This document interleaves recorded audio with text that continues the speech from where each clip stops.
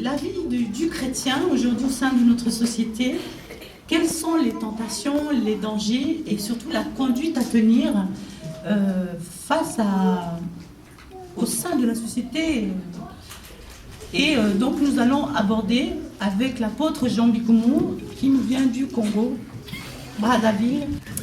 Donc le sujet, ou bien on va dire plutôt le thème de la délivrance. Alors, apôtre Jean Bikoumou, si vous voulez bien vous présenter et nous dire en quelques mots votre parcours depuis donc le Congo et votre parcours ici en France, si vous pouvez nous dire quelques mots avant d'entrer dans, si je puis dire, le vif du sujet de cette émission. Bien, merci. Je remercie notre sœur Angelina qui présente cette émission. Je vais également ministère que le Seigneur m'a donné. J'étais également pasteur aussi, enfin, c'est-à-dire exercer les fonctions pastorales aussi, même les fonctions d'évangéliste. Donc c'est depuis le Congo que le Seigneur m'a parlé de venir en France pour le servir. Et j'obéis à la mission du Seigneur et je suis là, donc je me présente. Donc apôtre Jean Bikoumou, marié et père de 5 enfants qui servent tous le Seigneur.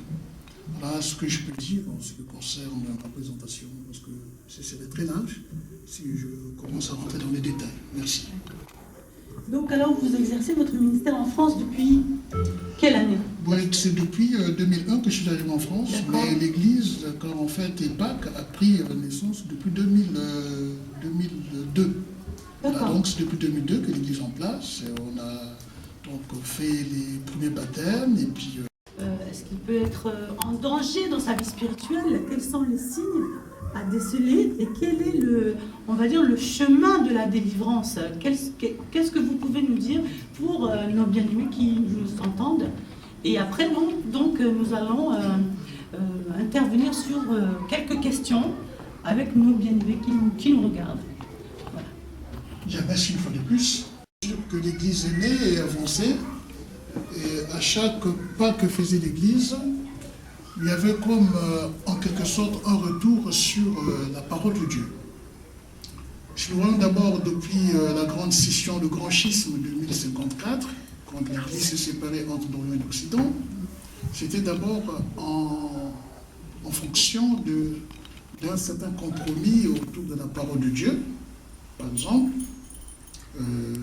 les prêtres en Occident, disons l'Église en Occident qui était favorable, qui n'était pas favorable au mariage des prêtres, et l'Église par exemple de l'Orient où les gens pouvaient se... Et c'est ce qui a fait qu'aujourd'hui nous avons des ADD qui croient à la guérison divine. Mais quand vous entrez dans le milieu des ADD, ils ne pensent pas qu'une personne, un jour, un chrétien peut être possédé. Ça crée une division, ça a donné naissance aux églises aujourd'hui dites indépendantes.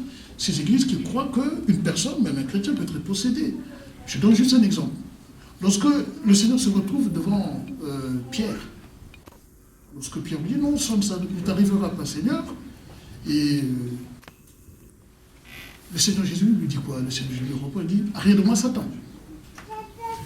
En ce moment-là, ce n'est pas Pierre qui a parlé, mais c'est Satan qui a parlé par l'intermédiaire. Donc on voit bien du Seigneur. Mais quand Jésus lui dit arrière de moi, Satan, si aujourd'hui je le disais à quelqu'un ici, à nos frères et nos sœurs qui sont là dans le Dieu, je dis, ah, ce que tu dis, vraiment ça ne vient pas de Dieu, je dis arrête de moi Satan.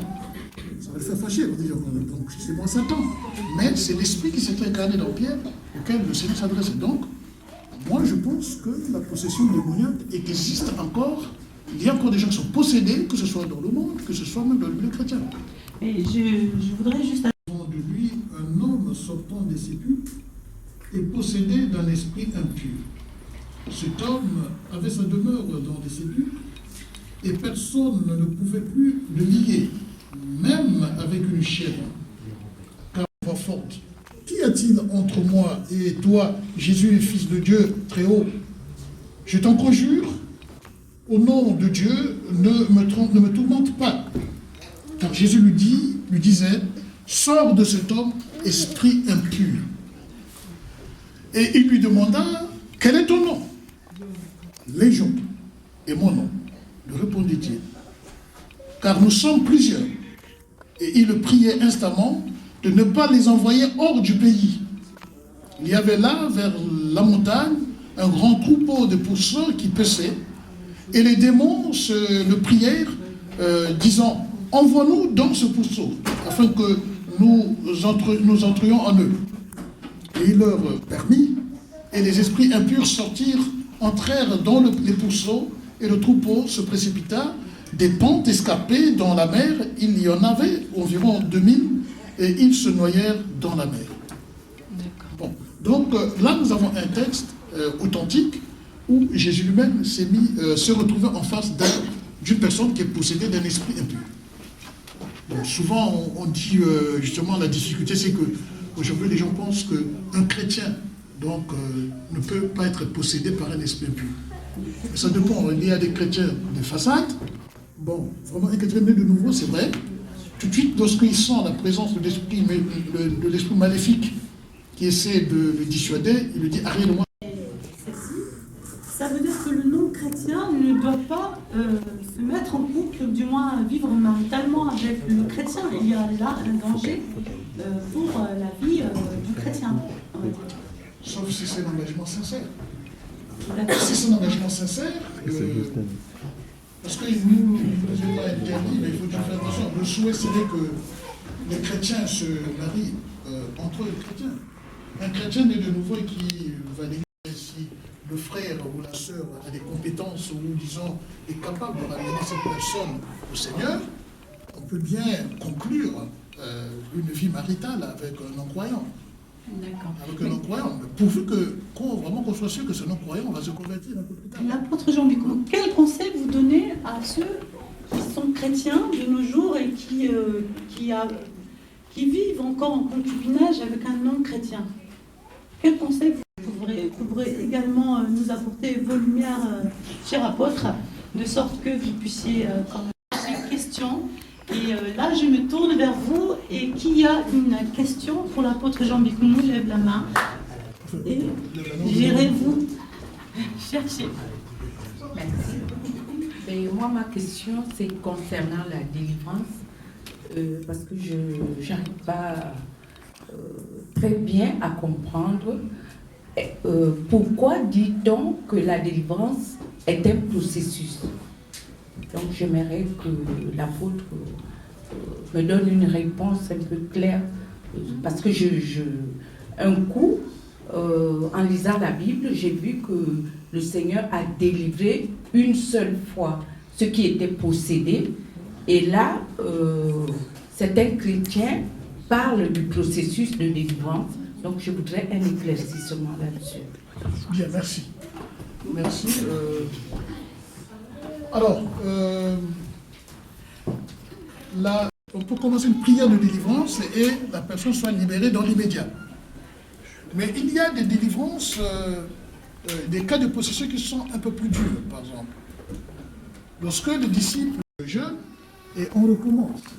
Donc dans la Bible, il y a bien des cas où les apôtres ou ceux qui nous ont précédés ont eu le temps, peut-être 2-3 jours, de commencer une délivrance et s'arrêter en mi-chemin, jusqu'à ce que l'esprit démoniaque qui est dans la personne parte.